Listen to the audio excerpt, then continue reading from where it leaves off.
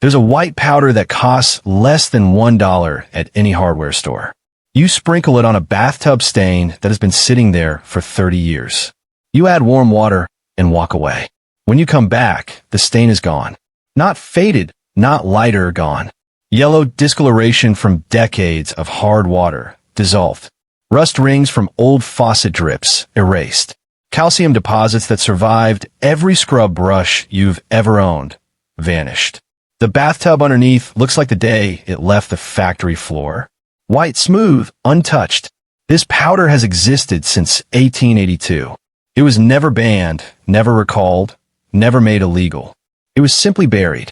Buried under an avalanche of $15 spray bottles that promise miracles and deliver nothing.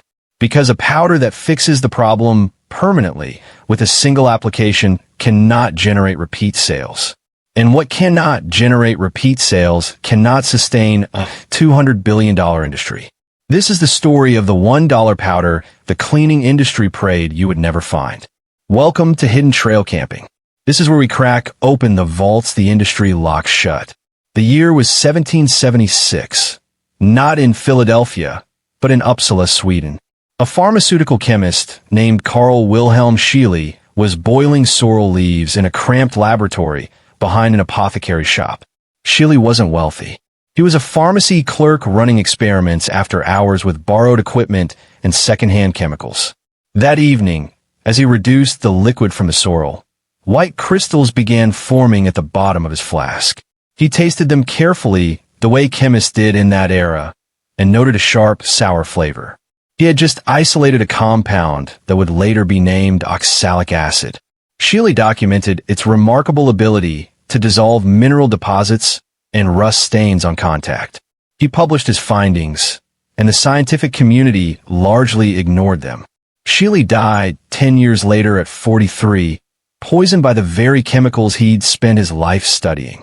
His discovery of oxalic acid was buried in dusty academic journals written in Latin and Swedish. For over a century, almost nobody outside of chemistry departments knew what he had found. Then in 1882, something accidental happened in Indianapolis, Indiana. A chemist named George William Hoffman was cooking a pot of rhubarb for dinner. When he was done, he noticed something that stopped him cold. The pot had been tarnished for years, blackened with mineral deposits and grease stains that no amount of scrubbing could remove. But after cooking rhubarb in it, the pot was gleaming. Hoffman wasn't just any cook. He was a manufacturing chemist who already sold cleaning products across the American Midwest. He knew immediately that the rhubarb contained something powerful. He isolated the active compound. It was oxalic acid, the same substance Scheele had crystallized from sorrel over a century earlier. Hoffman formulated a cleaning powder built around this acid and began selling it in brown paper bags to taverns and saloons. Barkeepers used it to polish brass rails, copper kettles, and iron stovetops. The product worked so well that word spread from saloon to saloon across Indiana, then across the entire country. He named it after his most loyal customers, Barkeeper's Friend.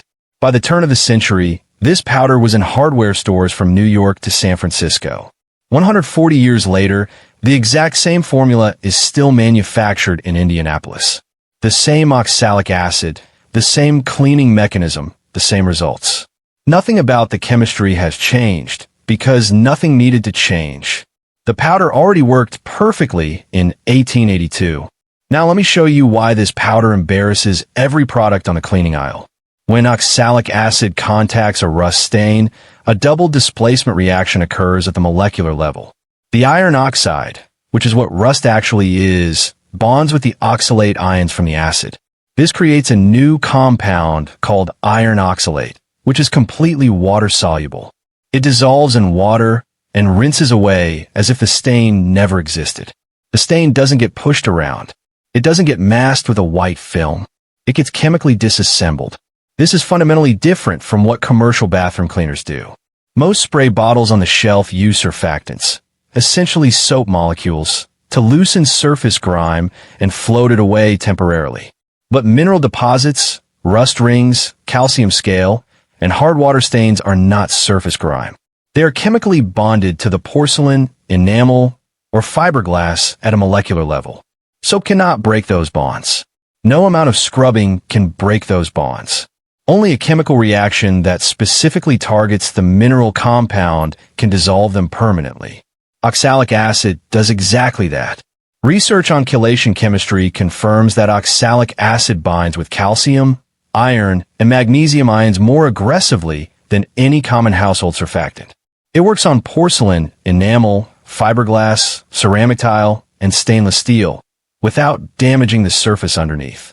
This is why one application of a $1 powder accomplishes what 50 bottles of bathroom spray cannot. The numbers tell the real story. A standard bottle of brand-name bathroom cleaner costs between $8 and $15. The average American household buys 6 to 12 bottles of bathroom cleaning products every single year. That's somewhere between $70 and $180 annually, on products that manage stains but never eliminate them.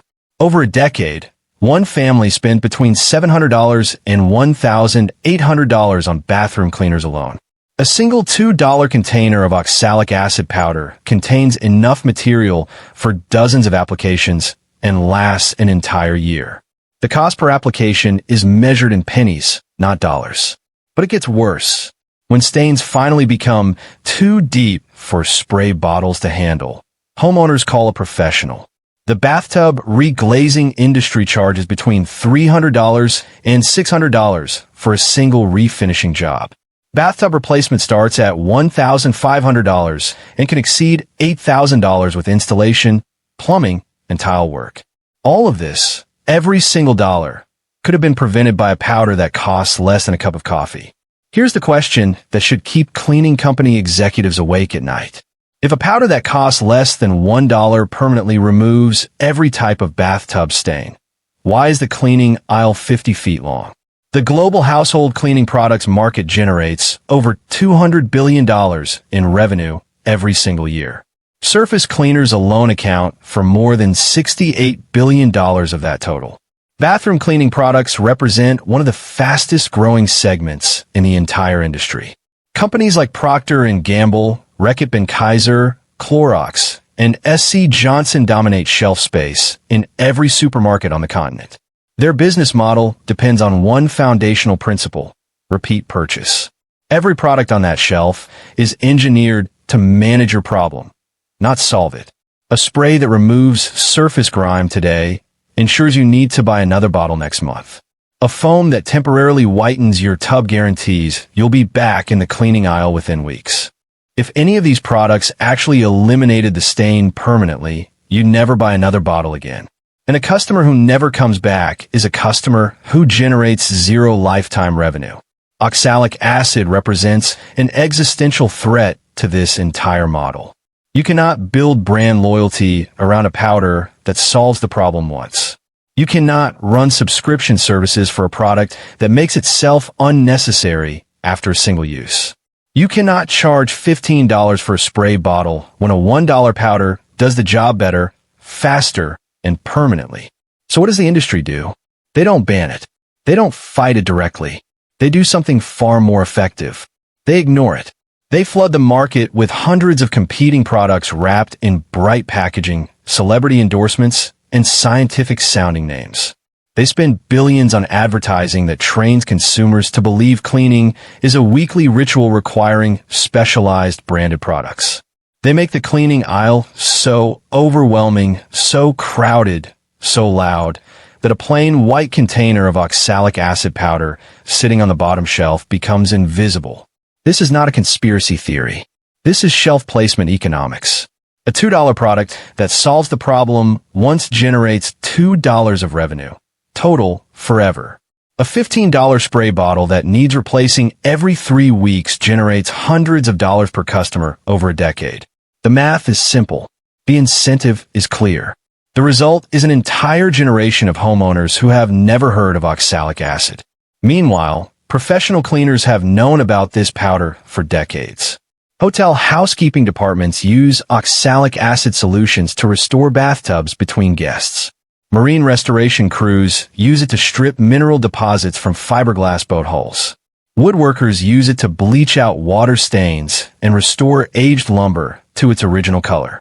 Industrial cleaning operations buy it in 55-pound bulk bags because nothing else works as effectively at that scale. The professionals know. The industry knows. The only people who are never told are the people paying $15 a bottle for products that barely work. That's the part that should make you angry. Here's what you do about it. Go to any hardware store. Walk past the cleaning aisle entirely. Find the paint section or the wood restoration section. Look for a container labeled oxalic acid powder or wood bleach. It costs between $1 and $3. Take it home. Put on rubber gloves and safety glasses because this is an acid and it must be handled with respect. Mix 2 tablespoons of the powder into 1 quart of warm water in a plastic bucket. Stir until it dissolves completely. Make sure your bathroom is well ventilated. Open a window or turn on the exhaust fan. Apply the solution to the stained areas of your bathtub using a sponge or spray bottle. Let it sit for 10 to 20 minutes. For severe stains that have built up over decades, you can let it sit for up to 30 minutes. Do not scrub. The chemistry does the work for you. The oxalic acid is already disassembling the mineral bonds at the molecular level. After the waiting period, rinse the entire surface thoroughly with clean water. Look at your bathtub. The yellow is gone. The rust rings are gone. The calcium scale is gone. What you're looking at is the original porcelain or enamel surface that's been hiding under those stains for years, possibly decades. For extremely stubborn deposits that have accumulated over 20 or 30 years, apply a second treatment.